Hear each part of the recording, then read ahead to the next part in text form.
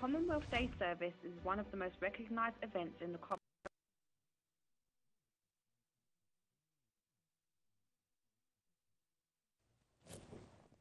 Thank you for joining us on the program, and the program is Ben Live. We're in Ekiti State, Nigeria today. We're taking a look at politics and development in Ekiti State, which we are specially tagged Ekiti Update. Joining me on the program to take a look at issues around national development of course Ekiti State today is not any other person. We're not talking about the governor. The governor is not in the studio. We're talking about his close ally and of course his spokesperson, Lere Olayinka, Special Assistant on Public Communications and New Media to Governor Ayodele Fayose, joining me on the program today. Olayinka, thank you for joining us on the program today. Congrats, no? And welcome to London. Pleasure to have you. This is about the first time we are having you on Ben Television and of course discussing issues around Ekiti State. It's a pleasure. Quickly, let's go to issues because of our time. This is supposed to be a 1-hour show, but for some reasons we're just going for about 20-30 minutes. But with that, let's look at what are your thoughts about national issues in Nigeria. Well, as a Nigerian, not as a politician now, I am worried. I am worried. I have been worried since in the last 10, 15 months. I've been worried. And I'm worried. I'm still worried because situations, information around what is happening in the country are not what we should be going through at this time.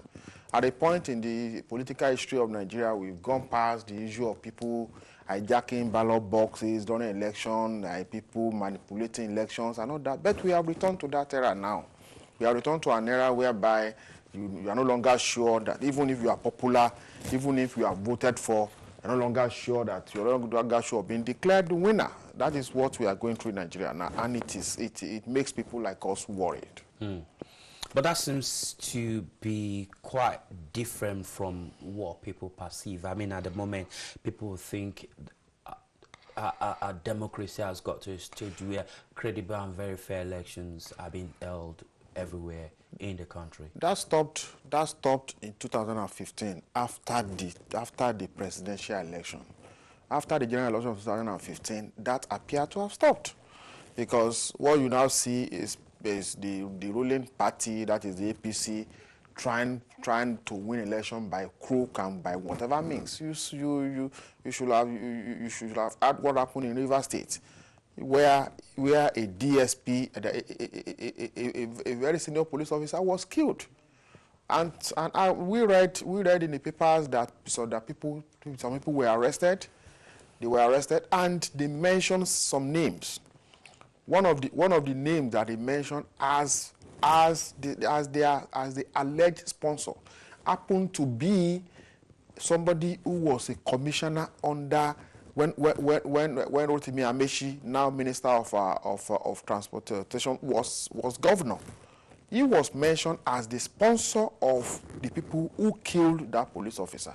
Up to now, we have not heard anything about it. So a lot of things are happening. Election are now have now returned to a kind of a do or die affair, where you are not sure that you're going to win. So it is troubling. It is unless we want to keep deceiving ourselves. Well, if you talk about credibility being in question, your principal, Governor Ayodele Fayose, was in the thick of fire during his election, being involved or accused of manipulating elections using the military soldiers, tapes recorded, and several other accusations against your principal. See, my brother, there was an election in Ekiti State on June 21, 2015.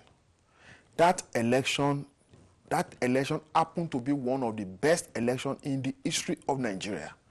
That election was applauded by all observers, international observers, including the government of the United States of America. That election was free, fair. By 6 p.m., 7 p.m., we were already sure of who the winner was. And the person who was governor then, Kayode Fayemi, had no option than to congratulate the winner. After congratulating the winner, his party people were angry. Why did we have to do this? And events started unfolding. The next thing was to go to court trying to prevent the man from assuming office. That's never happened in Nigeria before. They went to court trying to get a court order to prevent him from assuming office. That failed. Immediately he assumed office, the next thing was to try to use the House of Assembly then that the APC was crossed only to remove him. What offense could a governor who assumed office on October 15 have committed that you now want to remove him in November? So all these things are attitude of the APC. The echoes of that election is still out there. Just yesterday, the EFCC approached the court in Abuja, stopping Ezekiel from having his account unfrozen over 75 million naira paid by your principal into his account as part of the deeds or, well, benefit of corruption from Dazuki Gate. See, on Dazuki Gate, I want to encourage Nigerians to prevail on the federal government to try Dazuki openly, to bring Dazuki, to bring Colin Sambo Dazuki to an open court. Up to today, it is the federal government that is insisting that Dazuki should be tried behind camera. It is the federal government that is saying that Dazuki should be witnesses, that people that will come and witness on Dazuki case should wear masks. On the case of Olisa Metu, former public secretary of the PDP, Olisa Metu went to court to say the court should subpoena Dazuki to come and give evidence. They said Dazuki was the one who gave him money. And the man is saying, let the person who gave him money come and give evidence. The federal government went to court and said, no, Dazuki should not come. And the court ruled that Dazuki should not come. You see, people, they keep talking about Dazuki. Was Buhari's election not funded? We also read in the paper yesterday when the Senate president said he borrowed 5 billion from Dangote to finance Buhari's election. Now, for instance, if I'm supposed to go for an election and you happen to be my friend, and you say, okay, Lere Olayinka, you want to go for election as chairman or governor of your state, come and take 20,000 naira. Am I going to begin to ask you where you got the 20,000 naira from? Am I to ask you the source of that money? So if former President Jonathan, who was the leader of PDP at that time, choose to say this is the candidate of my party, and the party should support him, and the party provided some kind of support financially for Governor Fayose, what offense did Governor Fayose committed? What offense did they commit for accepting support from his party? Was it the duty of the governor to begin to ask where did you get this money from before the money will be collected? Then, did Governor Fayose collect money from Dazuki? No. He did not collect money from Dazuki. He did not collect money from anybody. He got money. He got money from Senate Bank. He said it. But Senate Bank has come up to today, get for me an official statement issued by Senate Bank. No, there's no official statement. Why would any bank support financially that question is for Senate Bank to answer. Ask Senate Bank. You see, they keep talking about Dazuki money. Election will always be funded. Anyhow. Okay, let's quickly return to Dazuki. That man is still in the custody of either the EFCC of the DSS, and up to today he has not been brought to court. Why? Why are they keeping him? Why are they not bringing him to court? What is the federal government afraid of? Bring the man to court, charge him properly, let him defend himself openly in front of TV cameras, because the whole world is interested. But funny enough, the federal government is the one saying we cannot try him openly. We want to try him in our own bedroom. Your principal has less than 2 years to go. Yeah. Is he going to be haunted by his past? He does not have a past that will haunt him. He does not have a past. You see, the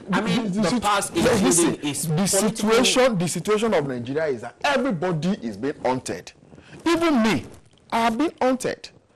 When I left Nigeria on Tuesday night. The next thing I saw online was that the governor gave me money to go and be looking for where President Buhari is. I was about just asking you that. Are you also part of the high-profile delegates visiting General Buhari on behalf of your governor? What is my business in visiting the president? Your principal, Governor Fauci, has always been very, very critical about Mr. President Buhari. And of course, he was one of the first set of Nigerians that actually publicized his death. The governor did not publicize his death. You see, the problem with Nigerians is we are too emotional when it comes to issue of politics. The governor only gave a warning. And he said, it is simple. Look at this scenario. President, people who have ruled Nigeria from the northwest, from Tafawa Balewa to Muritala Mohammed, to what was it called? Sonny Abacha from Kano, to Musa Yar'Adua from Katsina. All the four died in office, except Shehu Shagari, who was removed through coup plot. And the governor said, this man again is old. Forget about this age of 74 that I'm talking about. This man is old. If you want the presidency from the northwest, bring a younger person. And he just gave information. This happened to this one. This happened to this one. This happened to this one. This happened to when they were president. And you are bringing a close to 80-year-old man to come and be president again. He now put question mark. Now that question mark that he placed, what are we experiencing now? We have a president who has been out of the country now for today makes 41 days. You and I don't even know where he is. Or do you know where the president is? Abuja House, they say. That is what they say. That is what they say. But is it in the interest of a country to have a president out of the country for 41 days? And nobody is being told that this is this and this and this, apart from even his spokesperson, my brother, my Egbon, Femi Adesina, has come to tell us that he has not been talking to the president since he left the country. So I don't want to dwell on that anyway, because anybody can be sick. It is normal. If all of us have illness that we are managing. The only problem with Nigerians is we are always covering up everything. It is the only problem with this issue of Buhari and wherever he is his managers, management of information. It is very simple. In other countries of the world, in UK here, if the prime minister is sick, they will announce it to everybody. This is her ailment. She will be attending this hospital. Abi, she's going to be taking. If they can even tell her the kind of drug that she's going to be taking. In Nigeria, that is a problem. We keep things as if it is abnormal for a man to fall sick. He is sick, simple. And they ought to have told us he is sick. This is a kind of ailment. He's taking this and this treatment with assurance from the doctor. They said it should be okay in 2-3 months. Simple. Great. What are your thoughts about your principal, Governor Ayodele Fauci? What do you think of him? Well, I am not in the best position to begin to judge him, because there is no way I will be objective anyway. But I must tell you that man is about the most honest human being I've met on earth. He's about the most honest.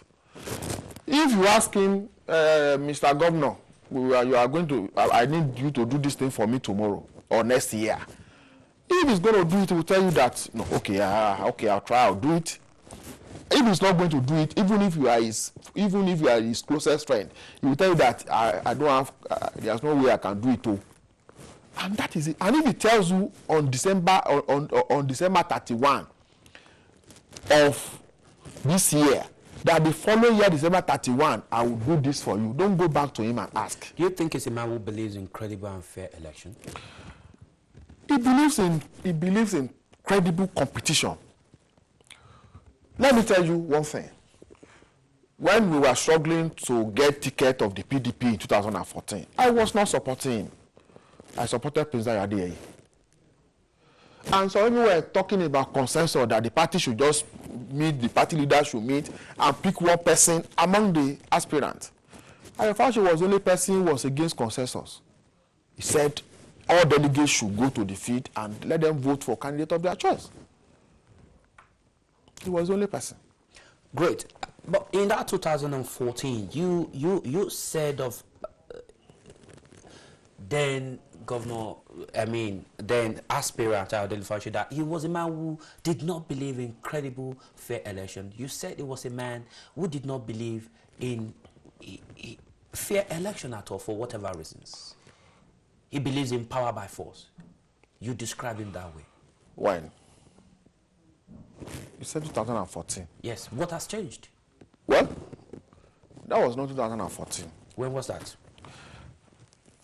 I was media aide. That was in April 2014. I was a media aide April 2014 now. What year was that? April 2014, he was already PDP candidate. Okay. And I was already working as part of his media team. So, is it? But at some point, prior to that, you gave such a description. I told you something that at some point, I was not supporting him. But you were convinced that he wasn't a man who believes in free, fair elections. At some point, I was not supporting him. I've said that here. At some point, I was working with Segun Oni, who was governor then. At some point, that was 2007, 2010. We had Ayofashe then. We had Ayofashe now. If you ask me, if you ask him himself today, he will tell you that he's now a changed person. He's not a changed person per se. He became governor at 42 or 43, very young age, and he was faced with a lot of challenges. The kind of challenges that he also faced now when he became governor. But the way he handled those challenges then was different from the way he handled the challenges now, which made him a kind of a mature person from what he was then. Then you also have this about perception about people when you are not close to them. About talking about those comments where they made out of a distant view and political opinions from the opposition. Distant view. Let me tell you, a lot of people will look at me. When my mother died, when my mother died, the first thing the APC in my state said was that, how they wish that it was my father that died. Because they have this impression that my father is a very strong juju man.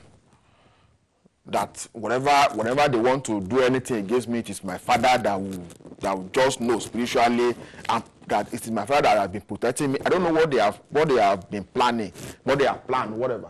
But they believe that, they have that kind of this perception that my father is a very strong juju man, that how they wish it was my father that died. That was their perception. But I am not the one that will now begin to tell people here that that perception is strong. But because a lot of them are not even close to my father. You see, if you get very close to the APC, my brother, if you get very close to them, if you get too involved in their politics, they will tell you that your mother is a man, and you will believe them.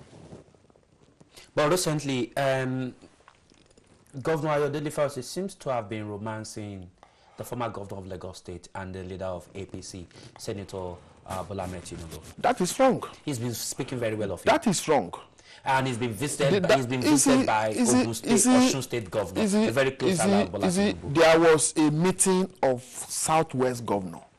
Don't forget that you are first, I and you we are first a Yoruba person before we will now be seen as Nigerian. Governor Ayofashe is a Yoruba person. The governors of Osun, Oyo, Ogun, Ondo, Lagos are Yoruba states, Yoruba persons. They are Yoruba states. And what the man is preaching is, the moment we win election, the development of our people should be our priority. It should no longer be about the party through which we get to power. And that's what the man is saying. Let us look into this issue of Southwest integration. Then, let us stop rubbishing our leaders. Because as a Yoruba person, when I look at Nigeria as it is now, I get worried. I'm sad because Lagos was Lagos, the same Lagos when Kano State was Kano State. Today you have Kano, you have Jigawa State from Kano State. Jigawa State and Kano State together, the local government in those two states are far more than the local governments in Lagos State. And it was at the same time that Lagos State and Kano State were one state created. Yeah. So we should be worried, and it is our people that should champion the cause of this race. When you begin to look at Bola Tinubu, whether you like it or not, he's a leader. He's a leader of Nigeria. He's one of the leaders of the Yorubas. You might not like him. I might not like him. I might not like his politics. But we should not be the one to want to bring him down. That politics should stop. Is there romance ahead of 2019 or ahead of 2018 when Ekiti State will be going to another level? No, the romance is about the interest of the Yorubas. When you are moving against a Yoruba person, you should be seen as moving against all of us. He is looking at this whole issue as an injury to one, is injury to all. Okay, because of our time, let me quickly talk about infrastructural development in Ekiti State. The governor has been accused of not doing enough. Holding salaries, not developing infrastructure, but more interested in social activities, bringing people together, playing politics, and issues like that. I should not be coming here to talk about infrastructure. Because if you look around here, nobody talks about building of road any longer. It's only in Nigeria that will now make building of roads now become achievement, become what you celebrate, what you make noise about. It is shameful that at this century we still talk about provision of water, building of markets as achievement of government. It doesn't make sense to me. But if you come to Ekiti yourself, the governor is building a 1.3 kilometer bridge in Ado-Ekiti. That is the first of its kind in the state. And apart from Lagos and Ogun and probably Oyo, there's nothing like that. The governor has dualized roads in about 6-7 local governments. There's a road linking my hometown, Okemesi, with Esauke in Osun State. Construction of that road is going to start in a couple of days. Several other things like that. You should be aware that last year, Ekiti State came first in NECO exam. That did not come by accident. It did not come by accident. It came because of proper planning and execution of plans. Fantastic. Been speaking with the Special Assistant on Public Communications to the Governor of Ekiti State, Mr. Ayodele Fayose, joining us on the program today. Fortunately, we might not be able to go any longer than this. Subsequently, it's going to be next time he's in London, it's going to be our guest. Hopefully, probably even the governor himself will be our guests on the show. I might be able to open the phone line and we'll be able to have this conversation in a better and longer format. So Olayinka, thank you so much for taking the time out to join us, even though it was kind of serious and emergency, but you made it here today. Thank you. Thank you for coming. So far we can go. It's a pleasure. Enjoy the rest of your day. Bye.